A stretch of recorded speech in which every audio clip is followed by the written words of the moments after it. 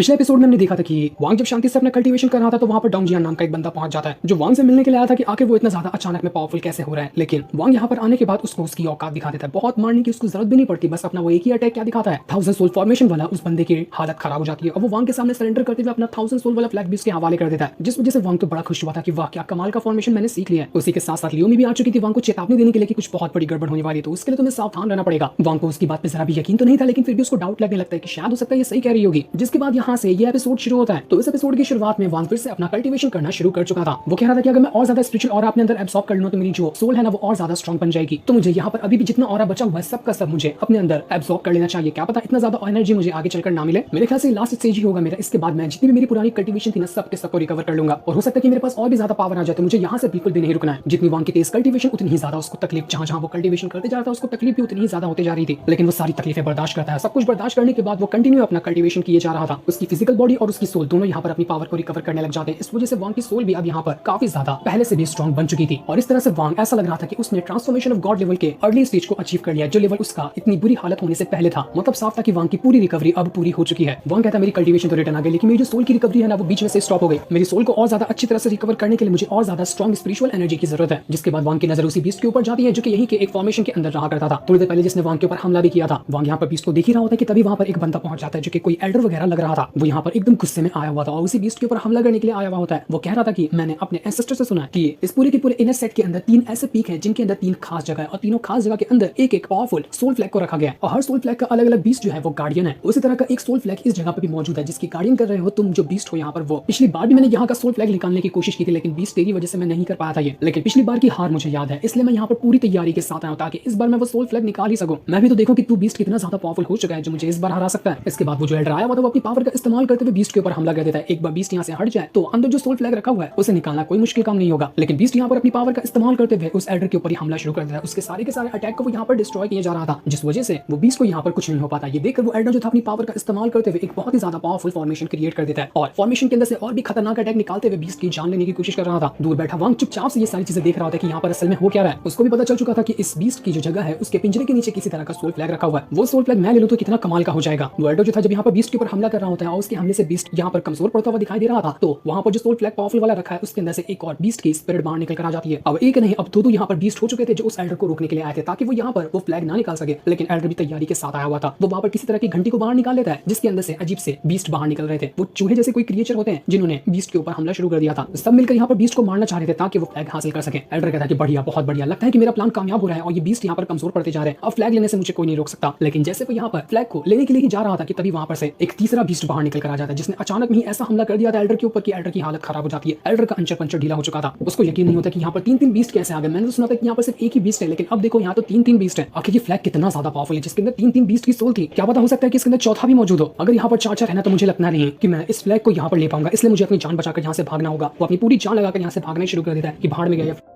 Flag, मुझे मेरी जान प्यारी है। लेकिन जैसे वो भाग रहा था तीनों के तीनों बीस्ट एक साथ ही उसके ऊपर हमला कर देते थे। इस वजह से ऐसा लग रहा था कि अब जाकर वो बीस्ट जीत गया और वो एल्डर यहाँ पर मारा गया। यहाँ पर वो एल्डर की जान जा चुकी थी, लेकिन बीस्ट ने यहाँ पर खाली उस एल्डर को नहीं देखा था, उन्होंने वांग को भी देख लिया था। तो अब तीनों के तीनों बीस्ट पहुंच जाते हैं वांग की तरफ ताकि उसकी भी जान ले सके। लेकिन वांग अपने पावर का इस्तेमाल करते हुए तीनों के तीनों बीस्ट की हालत खराब कर देता। वांग कह रहा था कि किसी भी फ्लैग के अंदर ना मेन स्पिरिट एक ही होती है, इतनी ज्यादा नहीं होती जो कि 3-4 बीस्ट अंदर बाहर निकल कर आ रहे हैं। मुझे नहीं लगता कि जो बीस्ट है ना वो फ्लैग की ओरिजिनल सोल है। ऐसा लग रहा है कि फ्लैग के अंदर जो स्पिरिट होगी वो अलग होगी और ये जो अंदर से बीस्ट बाहर निकल के आ रहे हैं ना ये उस स्पिरिट की सेकेंडरी सोल हो सकती है। सिंपल वे में करके समझाओ तो वो फ्लैग है, फ्लैग के अंदर एक बहुत ही ज्यादा पावरफुल स्पिरिट है और वो स्पिरिट अपने अंदर से ये बीस्ट को बाहर निकाल रहा है। अभी तक ये जो फ्लैग की मेन स्पिरिट है उसको तो दिखाया ही नहीं गया। तो वांग अपनी पावर का इस्तेमाल करना शुरू कर दिया ताकि जान सके कि वो जो सोल फ्लैग है उसकी जो ओरिजिनल स्पिरिट है वो किस चीज की है। वांग ने पूरा पाम अटैक के सीधा का सीधा उस सोल फ्लैग के ऊपर कर दिया था ताकि अगर ये पाम अटैक डिस्ट्रॉय होगा ना तो वांग को ये पता चल जाएगा कि कितनी पावरफुल स्पिरिट उस सोल फ्लैग के अंदर मौजूद है। और बिल्कुल वांग का पाम अटैक बस कुछ सेकंड के अंदर ही यहाँ पर डिस्ट्रॉय हो चुका था। मतलब साफ था कि वो स्पिरिट काफी ज्यादा स्ट्रॉन्ग होगी और तब जाकर हमें वो ओरिजिनल स्पिरिट दिखाई जाती है जो कि वो सोल फ्लैग के अंदर मौजूद है। ये बहुत ज्यादा पावरफुल बिल्कुल एक ड्रैगन जैसा बीस्ट था, इसको किलिन कहा जाता है। इसी तरह के बीस्ट के ऊपर तो वो एल्डर भी बैठ कर आया था जिसने ज़ाओयी और टिंगर के साथ फाइट की थी। सेम उसी तरीके के बीस्ट जैसा ये किलिन जो था वो फ्लैग के अंदर मौजूद था। मतलब अब यहाँ पर क्लियर हुआ कि वो फ्लैग है और उसकी जो ओरिजिनल स्पिरिट है ना वो ये किलिन है और इसी किलिन ने वो 3 छोटे छोटे बीस्ट को बनाया था अपनी पावर की मदद से जो एल्डर के ऊपर हमला कर रहे थे। वांग ने बिल्कुल सही अंदाजा लगाया था कि एक फ्लैग के अंदर ज्यादा स्पिरिट नहीं होती, लेकिन बड़ा सवाल सामने यही था कि अगर फ्लैग चाहिए तो ये किलिन को ही कंट्रोल करना पड़ेगा जो कि नेक्स्ट टू इम्पॉसिबल काम है। लेकिन वांग कहता है कि नहीं, ये फ्लैग मेरे दिल में आ चुका है और जो चीज मुझे पसंद आ जाए उसको मैं छोड़ दूं, ऐसा कैसे हो सकता है। तो वो सीधा उसी किलिन बीस्ट के ऊपर ही हमला शुरू कर देता है। वांग अकेला एक तरफ और किलिन बीस्ट अकेला दूसरी तरफ। दोनों के बीच में बहुत ही जबरदस्त फाइट शुरू हो गई थी। दोनों अपनी पावर का इस्तेमाल करते हुए एक दूसरे के ऊपर अटैक कर रहे थे। वांग कहता है कि अगर मैं इस किलिंग बीस्ट की पावर को अंदाजा भी लगाने की कोशिश करूँ ना, तो मैं कह सकता हूँ दावे से कि ये ट्रांसफॉर्मेशन ऑफ गॉड लेवल के बिल्कुल लास्ट स्टेज पर है, मतलब कि इनफेंट ट्रांसफॉर्मेशन लेवल से थोड़ा सा पीछे होगा। मेरी खुद की कल्टीवेशन से ज्यादा पावरफुल ये बीस्ट है, तभी तो ये इतना ज्यादा स्ट्रॉन्ग है, मेरे अटैक को आसानी से डिस्ट्रॉय कर रहा है। लेकिन मैं ऐसे हार नहीं मानूंगा। वांग यहाँ पर दोबारा अपनी पावर का इस्तेमाल करते हुए उस बीस्ट के ऊपर अटैक करने लग जाता है। उसने अपनी स्वॉर्ड को सीधा बीस्ट के आर पर घुसा दिया था और वो उसकी पावर को एब्जॉर्ब करते जा रहा था, ताकि एक बार वो मुट्ठी में आ जाए वांग के, तो उसके बाद किलिंग को भी कंट्रोल करना मुश्किल नहीं होगा। वांग एक के बाद एक करते हुए किलिंग बीस्ट के ऊपर हमला शुरू कर दिया। मार मार कर उसने उसकी हालत खराब कर दी थी। इस वजह से किलिंग बीस्ट जो था वो यहाँ पर अटक जाता है, वो हिल तक नहीं पा रहा था। वांग का जो भाला था उसके अटैक की वजह से वांग यहाँ पर अपने अटैक को रोकता नहीं, बल्कि जितना उसे मौका मिल रहा था वो उतना ही ज्यादा अटैक करता जाता, क्योंकि ऐसा मौका उसको दोबारा नहीं मिलेगा। लेकिन तब यहाँ पर बीस्ट एक और अटैक करके वांग को ही उड़ाकर दूर फेंक देता है, जो देखकर वांग भी भड़क चुका था। तो वो गॉड स्लिंग चैरियट का जो बीस्ट होता है सीधा उसको ही बाहर निकाल लेता है कि भाई तू भी आजा सामने और तू जाकर इस किलिंग के साथ फाइट कर। तो वो गॉड स्लिंग चैरियट का बीस्ट सीधा एक ही किक मारते हुए अपने सिंग से किलिंग बीस्ट को उड़ाकर दूर फेंक देता है। कि ये गॉड स्लिंग चैरियट का बीस्ट भी कम पावरफुल नहीं था। वांग यहाँ पर किलिंग बीस्ट से कह रहा था कि अगर तेरी यहाँ पर ओरिजिनल बॉडी होती ना, तो तू सवाल ही नहीं पैदा होता कि मैं तुझे हरा सकता था। लेकिन मेरे लिए सबसे अच्छी चीज यही है कि तू सिर्फ एक स्पिरिट फॉर्म में मौजूद है, जो कि इस सोल के अंदर फ्लैग जो है उसमें रहता है। जिसका भी ये सोल फ्लैग होगा ना, सच में उसने तेरे साथ फाइट करके तेरी स्पिरिट को सोल फ्लैग के अंदर डाला है, वो इंसान बहुत ज्यादा पावरफुल होगा। थोड़े बहुत अटैक खाने के बाद किलिंग बीस्ट जो था वो यहाँ पर कमजोर हो चुका था, और अब यहाँ पर वांग के सामने आ जाता है वो फ्लैग जिसके अंदर ही किलिंग बीस्ट की स्पिरिट मौजूद है। और वांग ने इससे पहले बनाया था ना 1000 सोल वाला फॉर्मेशन, और डोंगजियांग से जो फ्लैग लिया था उसके अंदर 1000 सोल मौजूद थी। लेकिन नहीं, ये जो फ्लैग अभी वांग को मिला था उसमें 1,00,000 सोल मौजूद होती है। वो अटैक करे तो एक बार में 1,00,000 सोल को बाहर निकाल सकता है। इतना कमाल का ये सोल फ्लैग यहाँ पर रखा हुआ था। वांग के हाथ में सिंपली समझो तो एक खजाना लग गया। मेहनत लगी लेकिन उसने आखिरकार उसको हासिल कर लिया। वांग सीधा टच करते साथ ही फ्लैग के अंदर ही चला जाता है, और उस चीज को देखकर वो दंग रह चुका था कि बाप रे, इसके अंदर तो करीब 1,00,000 सोल मौजूद है। किसी भी सोल को अपना बनाने के लिए थोड़ा सा ब्लड लगता है उसके फ्लैग के अंदर डालने के लिए, तो वांग अपना थोड़ा सा ब्लड डालता है। और अब यहाँ पर धीरे धीरे करते हुए वो फ्लैग सीधा का सीधा अब वांग के कंट्रोल में जा रहा था। फ्लैग जाएगा तो वो किलिंग बीस्ट भी अब वांग का गुलाम हो जाएगा, और बिल्कुल ऐसा ही होता है। वो सीधा का सीधा वांग के सामने अपना सर झुका देता है